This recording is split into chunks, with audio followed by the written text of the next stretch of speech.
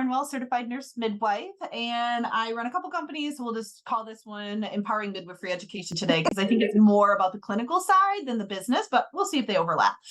Christine Strothers and I have known each other. It's been 3-4 years now when I came out the first time and ate literally the best macaroni and cheese I've had in the country and briskets. Like, I'm excited. In January, you're taking me back there when we do our business conference. So, yes, I will. But yeah, so Christine and I, she's a certified professional midwife, and I always get it mixed up if it's South Carolina, North Carolina. I'm so sorry. North. North, thank North you. Carolina. Because I know you have a lot of reg issues compared to South Carolina that you have to deal with. They have their own issues. I'll just say that. But, we do, we do, like, North Carolina and South Carolina midwives work a lot together, because like one of my big projects is a group called Carolina Birth Junkies. So it's the Carolinas, and I founded that with my good friend Lori, who is a licensed midwife in South Carolina. So we both, even though we're in very different states with very different setups, we really have kind of like tried to do it. So what we do is mainly teaching workshops, and we host a fantastic retreat in August, and we get great speakers like Leslie and everything. But the idea I was totally bummed the stupid tornadoes that hit. Oh my gosh! When everyone was like, "Oh my gosh, poor Leslie." I've never been through a tornado, let alone multiple tornadoes, in a hotel that I decided to pay cheap for, because I'm like, oh, I'm just going to stay next to the airport, and there's no tornado shelter, and I'm with the elite class of the community. I'm like, oh my gosh, this is how I'm going to die. So yes, I was a little traumatized to get on a plane, totally honest, the next day. I was like, no, absolutely do not.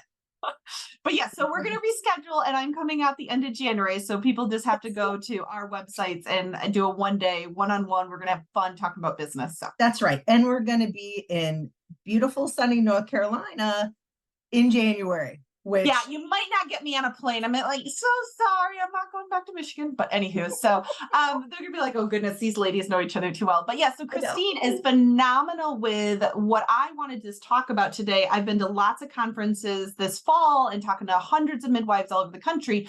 And there was a very consistent theme happening with clinicals, with the students and the preceptors. And Christine, I consider you the best in the country when it comes to community-based midwifery and that mentorship, that relationship. You guys have phenomenal resources to help with learning styles and personalities and putting people together. And it's a business partnership short term, because this is your private practice and this is a student. They're going to be working for you. They're going to be involved. Your reputation is on the line with these students. And so we have to think differently. I mean, it was so much negative. I rarely heard a little rare gem of positive clinical preceptorship. I think part of it is just the tension happening across the country, the burnout rate of the midwives, how many are retiring, the demands are through the roof, the students can't find clinical sites, they feel like slave labor. So I would love for you, Christine, to kind of expand on what you've been seeing and what you've been suggesting to people to fix these challenges. Yeah. And it is such a big challenge. And I think, there's such a good spirit in the community about home birth and out of hospital birth and midwifery within, the client base, right? But the problem is, midwives are just so burned out. It's shocking to me that this is something that we are struggling so hard with right now. I just found out this morning that a midwife in my community who is younger than me had a stroke last week. A stroke. She was in the ICU. And there is no doubt in my mind that it's because of how stressed that her life is, And I think, when you look at that, it's no big surprise that midwives are burned out. They put too much on themselves. And so I think there's kind of two parts to kind of helping with burnout, but also helping with, in some ways, I think the biggest way to solve the burnout crisis with midwifery is to have more new midwives and to really grow midwifery. That's the only way you really do it, is by training more good midwives, right? And it needs to be healthy clinical sites. I mean, that's the vicious cycle we're in. We're in this little like funneling, and we need to expand and compound out. But how do we create healthy clinical sites when the midwives are burned out? That is the crutch of it all. Yes, yes. So I think we have to like simultaneously take care of the burnout problem, which is directly related to the problem with students and not being able to get students or keep students, or students quit, or they're just unhappy and they don't learn what they need to learn. And part of this is midwives don't do a good job of treating themselves well, right? They take too many clients because, like we've talked about many times, that scarcity mindset where you are like, I need all the clients. And Well, I you know even think it's post-COVID, a combination of there's not a lot of options and their stories or their situations. And they just like, I get it. You deserve a home birth. Everybody deserves a home birth. Like, yes, so it's a combination of the scarcity and worry, especially when they're a new practice, just taking whatever they can, but also that love and heart and passion we have as midwives that everybody deserves an amazing home birth. Like yes, yeah, it's a and that's fishy not thing. wrong. And it's not wrong, but also, yes, everyone that wants a home birth deserves a home birth. Like, I 100% believe that. Even people that are maybe like borderline with, risk stuff, or have breaches or have twins or whatever, like those people in my mind are all candidates for home birth with the right mentality. However, that doesn't mean that you personally, as a midwife, have to take every person that calls you or shows up on your doorstep or posts on the Facebook group that they're looking for a midwife in your town, right? Just stop chasing this and look at how you really would be happy in your practice, right? Like what allows you to take care of yourself and get enough sleep, and take care of your family and your relationships. And also, there is a community of midwives out there. Don't cut yourself out from that, right? Like, it doesn't mean um that you have to like work with these people intimately, but there are Yeah, other you don't have midwives to in be your friends. You community. don't have to get your kids together, but you can have professional, healthy relationships. You Yes, may not believe how their philosophy of midwifery is yours, but you also don't do a consult and talk bad about each other. I mean, just the level of scarcity and toxicity of how people think they have to get clients. It just, mm-hmm. yeah, but it's definitely, and my bias is always like the business education side and the Yes, professional development side, because in schools, nobody is teaching, in any health industry. It doesn't matter if it's midwives, nurse practitioners, physicians, acupuncture, chiropractor. Nobody's teaching business. Nobody's teaching self-care. Nobody is teaching right, the other side that's so essential to being successful, long-term, healthy practitioners. Like right. nobody is really teaching that. And so Yeah, it you're is, right. you have And that's a a stressor, right? That's a stressor because you're kind of just grinding through this really difficult work, and you're not getting paid enough to sustain yourself. You have to, and like we've talked about before, it's like so many people look at, well, I'm not taking care of my family, I'm not making the kind of money I feel like I need to. Maybe the answer is not take more clients, maybe the answer is look at other things, right? yeah. And what are Adding other things extra that you can do? services, readjusting your fee schedules, meeting Yes, with an actual accountant and getting tax deductions. Like yes, I think that's the mindset, because if you have no business education, the only answer you have is I need more time for money, because that's all you know and that's all you've been right, taught. Versus right, thinking like a business owner, how do I scale up systems? How do I leverage these wonderful people in my community that also can fill voids that are here, that now we can do so much more together? Like the average midwife doesn't think that way yet. We're working right, on right. it, but Yeah, yeah. exactly. And it's like you said, it's kind of fee for service, which is maybe not the best idea because that also puts you in a Quality, place of yes. Quality doing service right, package. doing things that you are not good at, and waste your time and your energy when you could just be more like organized, but also look at who can help you, and what you can do differently. And there's also, and this bothers me a lot because and this, there is also a subset of midwives, and they're primarily community midwives, who feel like this is your calling and you should do it because it's your calling. Mhm. Don't look at it as a job or a career even. And like I do believe that midwifery is a calling, but also we don't live on a commune. Yeah, I was going to say you're not Yes. a nun and they provide everything for you. You don't have children, you never have sex, you never have any life outside of the commune. That's a different life. It's a different world. Like it's just you don't have any other identity but this calling. You have many layers to who you are and they all need to be equally respected. Yes, exactly. Exactly. So that's like part of the self-care, I think, that needs to be going on more with midwives in order to, because I think what you hear so often from midwives, and I hear it all the time, and I sometimes I call bullshit and sometimes I don't, but is I'm just too busy to have a student. I can't take that on.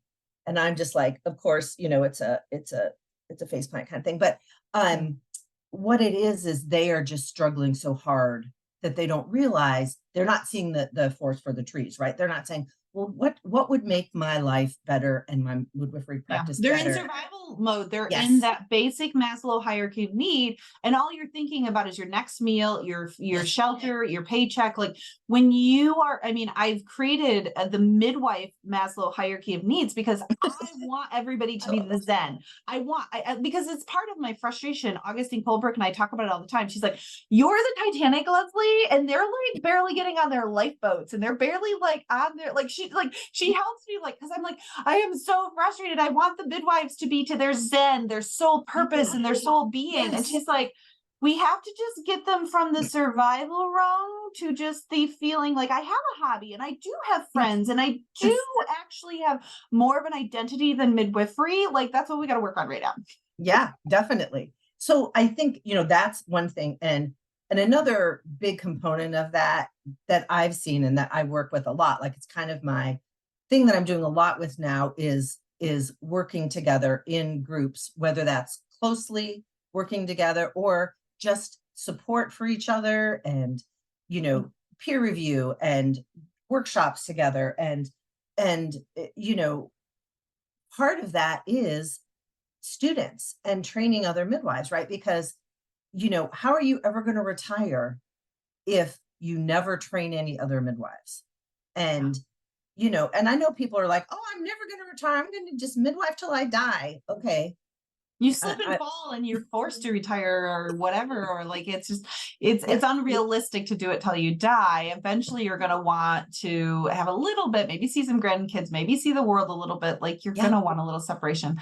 I yeah. found it fascinating being to these different conferences. I could tell within about 30 seconds who has always practiced in one little community their whole life, never left Mhm, it, and who has been mhm, other places because the mindset are totally different because you just don't know what you don't know. Like it was fascinating. There was a few international people that are now in the US being CPM students, and they don't understand. They can see at high level how broken our structure because they're like, we have like group practices and the midwives are amazing and they work nicely with the doctors and everybody plays like all the stuff we see here happening. Why is it happening? And I try to teach a lot with the history and the mhm. 1970s and 80s and 60s and the long-term history and the toxicity of the medical system against the midwives and what's happened. But we can be better than that. Like we don't Yes. have to just play fire with fire, like kill with kindness. Like there was some amazing stories that midwives were telling at these conferences and retreats that everybody was telling them they can't do it this way. They can't do it. You can't do this. And they're just like, that just lit my fire more to show them I can. It wasn't that I yelled at them or I fought back. It was, this is my little kindling to show I can do something new. I can do something better. I can do something different here just because it's not the norm. And how do we Mhm. inspire that in our next generation when maybe the midwives are feeling like, I'll try to fake it for you, but I'm not in that mindset myself. Like, how Yeah. do we transform the midwives? Because it takes time. You've had these habits, you've had subconscious, you've been doing this thinking your entire life. Mhm. How do you, it takes time. Yeah, it does. And I think a little bit of an openness to be like, okay, maybe I'm not the only midwife for every person in my community. Like Mhm. maybe it would be much better and they would be better served and we would be better served as practitioners to be like, okay, here's some people, some other midwives that I trust. Granted, they don't practice just like me, but everybody's an individual, but they are fully competent midwives. They would do a good job, like I trust them. And, for me, that's kind of easy because I've trained a lot of midwives. So I'm like, okay, this person, this You person, this created your person. collaborations and it takes time, Yes. but yes. Mhm. Yeah. Yeah, it does. It takes time, but also then you have a group, and not only do they know and trust each other, but you understand them. And that makes for such great collaborative practice, right? And the nice thing about that is then you can really say, and this is something we've really started to implement over the last couple of years is, okay, yes, we have a group, there's 4 midwives, 4 CPMs, and we have a multitude of students, right? That we kind of are teaching as a group. So you also don't have to feel like, that student is like we were talking about, like you're their mother. No, Mhm. you're not their mom, that you are having an opportunity to, do prenatals or births with them, and, show them what you do and you know, how you run prenatals or whatever, right? So it's not this huge burden, right? I think people are like, oh, one more thing I have to do in my Yeah. day is deal with this student. Well, and if And you set up the right structure, I think a good chunk of it, just like they don't own business, nobody has taught them how to be a good preceptor. Nobody yeah, has taught them how to support and mentor. Like very few of them hire staff. So they yeah. don't really know how to work in a team. They Mhm. aren't used to teaching. They aren't used to, I mean, they're really good at teaching their clients, which is always fascinating to me Yeah, because like they say, oh, I'm not good at marketing. I'm like, you sell yourself in front of a consult each and every time. You just that's have to right. like apply this knowledge in a different way. And Right. so, like, we're mothers and we're mentors and we teach our clients. You just have to take this mindset and have boundaries and expectations. But if you have a student in the first 2, 3 months, it will be more work. But long term, if you're doing it right, they will give you leaps and bounds more value to you if you have a right structured clinical relationship. Yeah, exactly. And that's part of the problem, I think, is, some people think it's like these two extreme um opposing ideas. It's like one is a student is way too much work. I already have too much on my plate. Two, I'm going to have this student and they're going to be perfect and they are going to just be everything I need. And, they're You're going to going to be read a my mini mind. me, and I am Yes, just going to get double the work done and blah, blah, blah. And yeah. exactly. Exactly. And that's not how it works. And you're right. A lot of people don't know how to be a good preceptor. And Mhm. it's very different, to kind of teach someone about something that's so close to our identity and close to our hearts, right? And it's particularly a problem if they're like, hey, so I read this thing or I heard this thing in class the other night, and basically saying you're not up to Your speed, right? standards are outdated. I'm trying to Yeah, say politely to you. yes, And how do you yes. approach that? Mhm. And that's a tricky situation. And those are the things you have to think about. And part of being a good preceptor is being willing to learn, like And being how to, open. Well, yeah, let's talk about it. I mean, that's the important thing. Let's talk yeah, about what you learned because maybe it works in one state, but it doesn't work in another state. But let's talk. This is a learning opportunity. Or I appreciate you keeping me up with the times, like that right. abundance mindset that these students are your free continuing education credits. Like Yeah, they're they keeping really are. you up. Yeah. Mhm. Right, right, exactly. And but I think it's really worthwhile to, to make some time to learn about how to be a good preceptor and how to be a good apprentice. I feel like I'm trying to work that in with students, but they also, if they're going in with all this good knowledge about what to do, and preceptors are not doing their part about learning how to be a good preceptor, it does make it harder. And but I feel like it's really important for me right now in what I'm doing with students and so forth is to, reach out to their preceptors, and I could be like, hey, here's some things that I'm teaching them about in our school. And, if you want these resources, I have these resources for preceptors. I have an actual course that Mhm. apprentices and preceptors take together. And it's like, I know, again, it sounds like more work, but it makes the work easier, you Yeah. know? Well, So, and just yes, is it thinking one more outside the thing? box, because people instantly think, well, I've already like have no sleep. So you're telling me not to sleep. And I said, let's look at basic time management. Because a lot of people will say, well, I don't have time to read a book. And I was like, everybody's in the car. And a lot of time radios pivot to an audiobook. Like, you did not add any more time. It's habits. It's like, I think sometimes we just have to pause and reflect.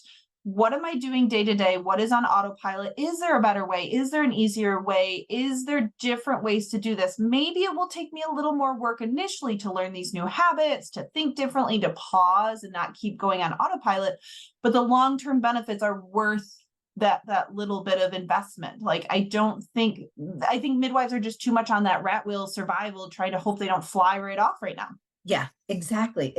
And, they're in this stressful place in their lives. And, unfortunately, like, we're all humans. And when you're really stressed and you're maybe not happy in your relationships, guess who you take that out on? Your student, right? Or And your that's, partner. The divorce rates are through the roof right now. Yes. they are. I'm like, I honestly don't know how any midwives stay married when I look at how they're working and what they're doing. And it never surprises me. It's either like, well, I have to choose to keep being a midwife, or I have to choose to stay married. And that's not a fair choice. Like, you should not have to make that choice in your life. Well, and that's part of that art of boundaries and getting past the ego inside of us saying what I think is a good midwife, like what we think is a good mom, and what we think is a good partner, and what we think is this.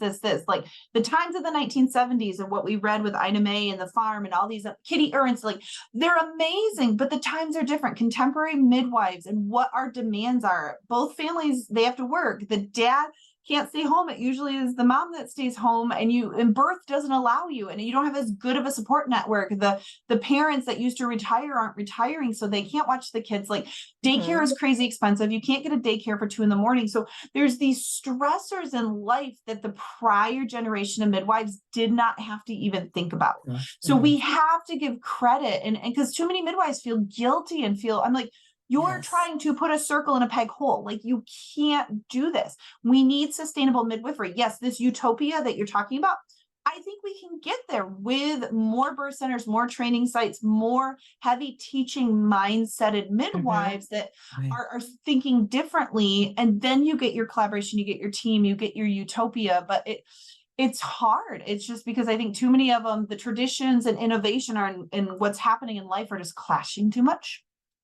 Yeah. And definitely you're right. I think we think, okay, yes, my clients only want me. Like, I've literally heard midwives say that. Like, when I was like, listen, I literally approached someone and said, do you want to be part of our group? We don't like rotate call or anything, but we cover for each other, right? Someone is going out of town and, whatever. And she was like, well, my clients really only want me. And I was like, okay, that said a lot.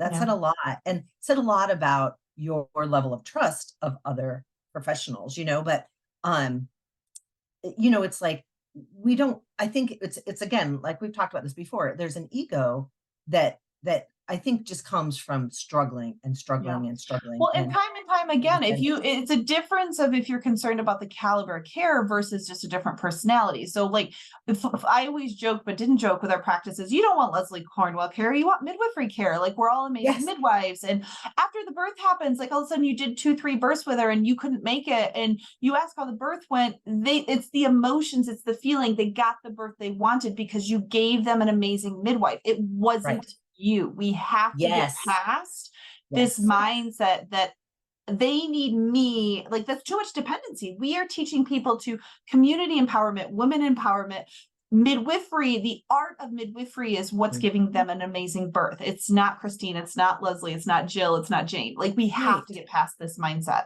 Yeah, you're right. That's really important. And maybe some of that is we aren't really sure what midwifery care should look like. Do you know what I'm saying? Like, I feel like in other countries, people are like, this is what midwives do. Yeah, our country doesn't help. No, it doesn't. Yeah. It's like, we don't know. We're like, does being a good midwife mean your clients can call you anytime, night or day, and you answer the phone regardless of what they're calling about? Like, well, do you even just have just no the boundaries? complexity of the layers of the bigger system. You got 50 states, you've got 5 educational pathways, you've got 3 settings that don't usually overlap with care. So like, the average midwife has a hard time explaining it, let alone the average consumer. So like, yeah, until we get more unification and cohesiveness, midwives do this. This is our scope of practice. We have different pathways to get there. We can practice in different settings, but this is the core of midwifery. Until we stop getting these national organizations and on a local level that each other need to stop attacking each other, it's just, we're doing the job of the greater medical system to make us go away. We are. Right, exactly. They don't even need to worry anymore about us. Mm-hmm. We're killing each other off, basically. Mm-hmm. Yeah. Because we're not looking at midwifery as a whole and us being part of, being a representative of midwifery care. We're all like, cowboys out there like, no, I'm the only one that can really do this right. And that's just ridiculous. And that's part of, why there's this infighting and so forth is like, can't we just agree that midwifery care is good for women and it's good for families? Here's what that looks like. Everybody get on board, like, why do we have to make it like, oh, this midwife does this and doesn't do this and blah, blah. You know what? Who cares?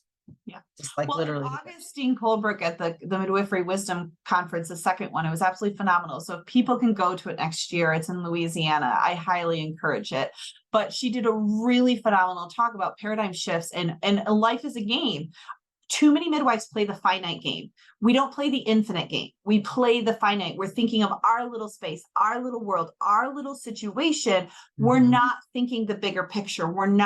Most other systems and things that are playing us are playing the infinite game. Like yes.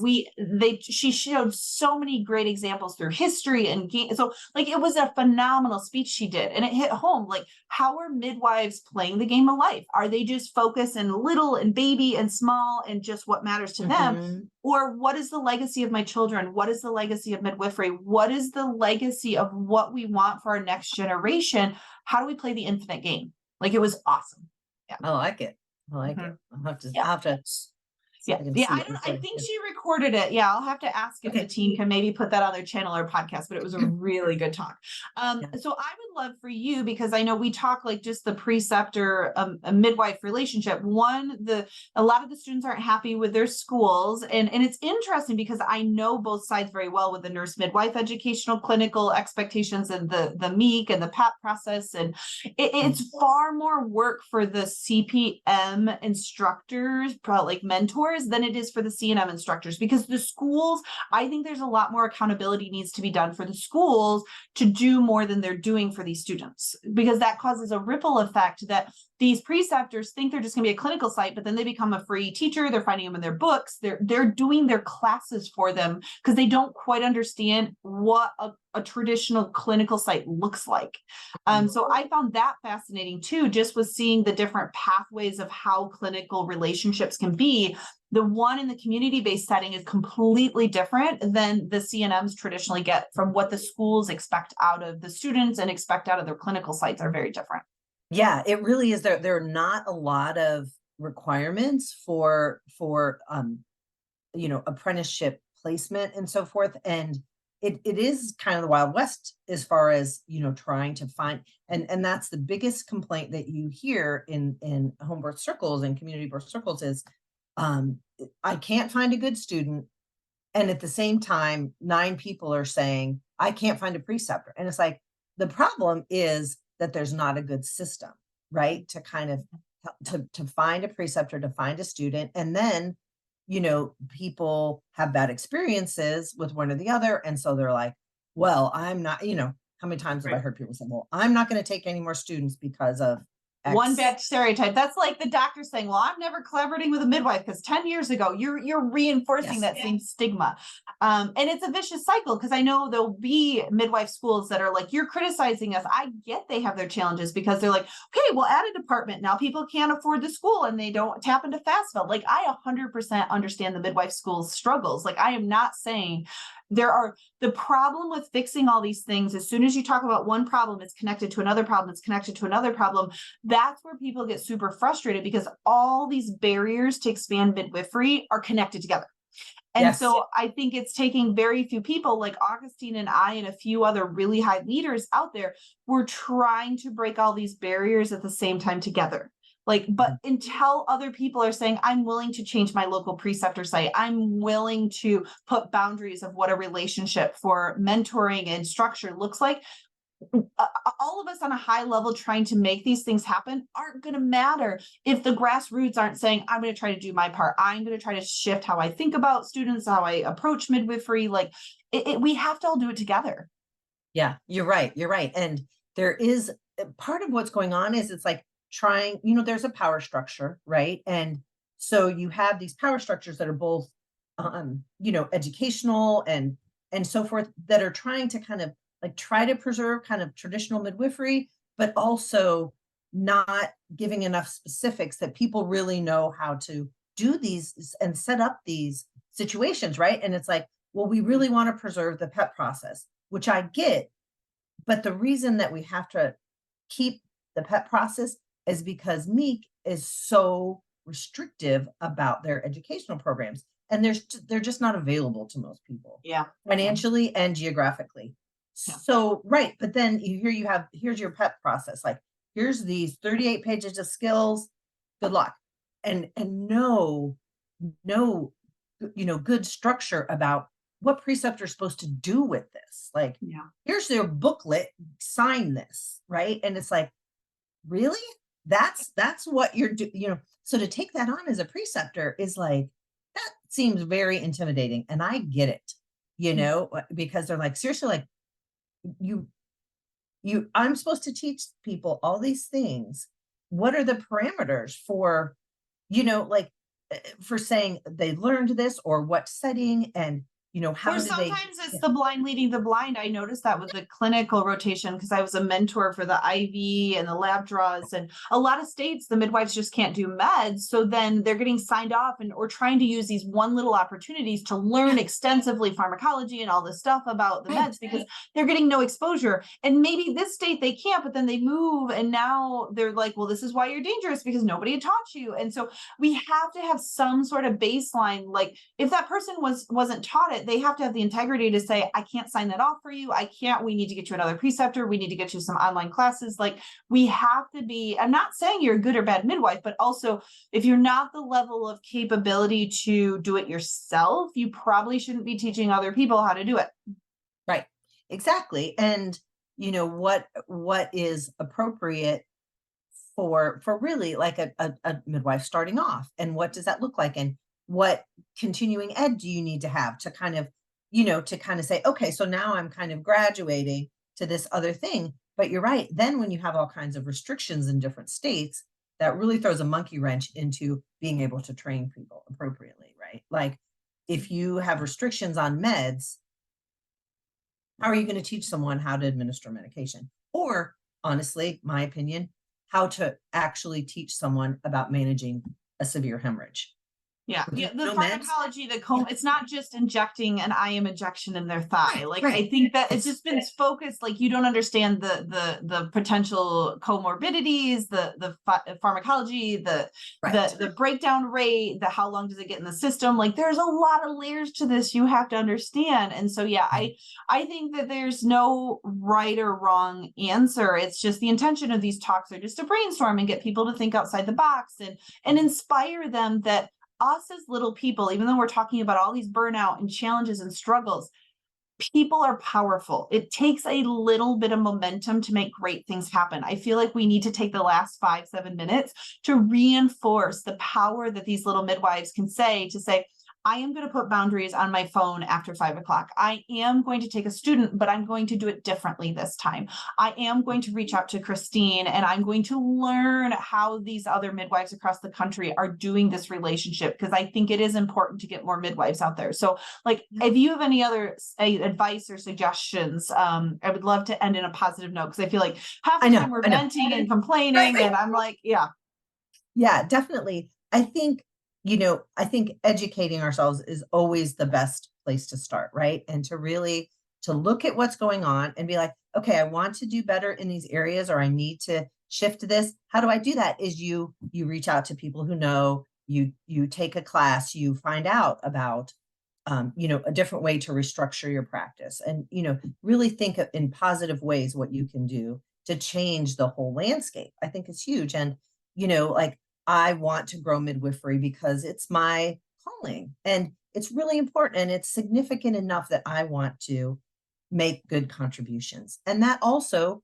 serves women even better, right? So if we look at that, how do we do that, right? And it's so big picture. You're right. It's hard to see when we're feeling small, but we aren't, and we have much more power in groups, right? If we really stick together, that's really where we find our power, is to, not just as midwives, but as the midwifery community, as far as clients and families. And, there are friendly medical providers and there are friendly legislators.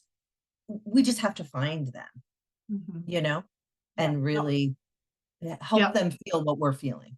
Yeah. Well, and I think part of it is when people are saying, oh my gosh, I'm exhausted, I'm tired, you want me to do one more thing? It comes down to that basics of, we actually have more time if we prioritize and structure and just stop going on autopilot and just little things. Like, I'm not going to binge watch Netflix tonight because I want a reality break. I'm going to do some healthy things. I'm going to exercise. I'm going to listen to meditation. Like, sometimes it's hard to realize, and I do it a lot with consulting work, I give all the best advice in the world, but if you don't want to take a direct accountability of it and you don't want to acknowledge I'm where I'm at because of my choices and my decisions and my upbringing, but I can change things, like, until that happens in anyone's mindset, whether it's a habit or it's a midwifery burnout or they want to change things, like, we can talk till we're blue in the face. So I think that's what I want to hit home to the midwives. Like, you are powerful. You can shift things in your life tomorrow. I'm not saying it's going to be exactly your utopia, but it'll be baby steps, little habits, and it'll compound on itself. You'll notice in 3 to 6 months how much better things are by making these little baby steps. And, reach out to other birth workers and, other midwives, and don't be afraid to take a student. Like, the student may be the best thing that ever happened to your practice. I'm very serious about that. And, that is scary, but it also can be really, really good. And it takes some effort, but like all good relationships do. Do you know what I mean? Yeah. Yeah. I mean, it's a marriage, a relation, anything. Everybody has personality differences and tugs and pulls, and your clients, your kids, your life. So we just have to learn how to get along and play nice in the sandbox together. And it's just, it's fascinating. So thank you so much for your time today, Christine. I always enjoy chatting with you. Thanks, Leslie.